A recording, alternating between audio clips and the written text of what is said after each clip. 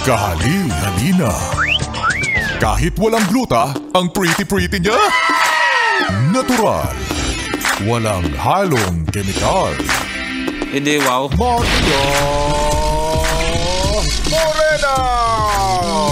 Yes, FM! Yes, friend, ako pa rin ang yung kapiling yung Morena Girl, Maria Morena. Nagmamadali na tayo kasi malapit na yung pasukan. Kaway-kaway sa mga yes friend natin dyan na malapit na mag-back to school. Alam mo, paalala ni Maria Morena para sa'yo, galingan mo sa school ha. Dapat maging successful ka.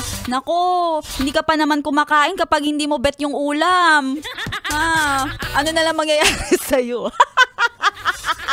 Ayan, ang mga mantra and motivation natin para sa mga yes friend natin na pumapasok pa sa school at syempre kailangan ipamalita mo yan. Sabihin mo din sa lahat ng mga kakilala mo na yung mga o kaya pamangkin mo, yung mga pinapaaral ninyo sa bahay na huwag silang tatamad-tamad. Tapos katapat ko ngayon mga OJTs.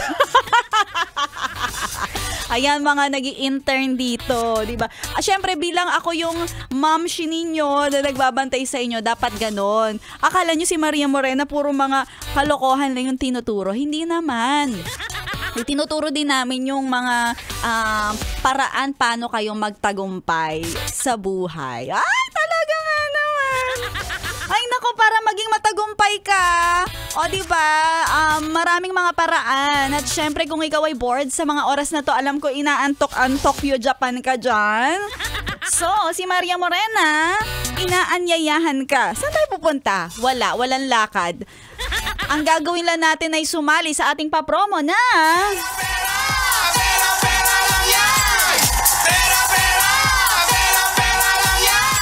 Pera lang yan.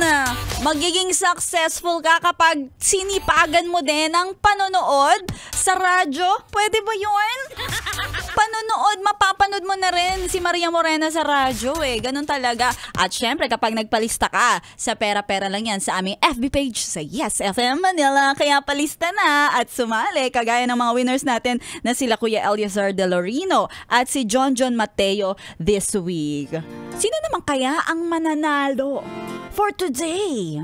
Ay, wala pa.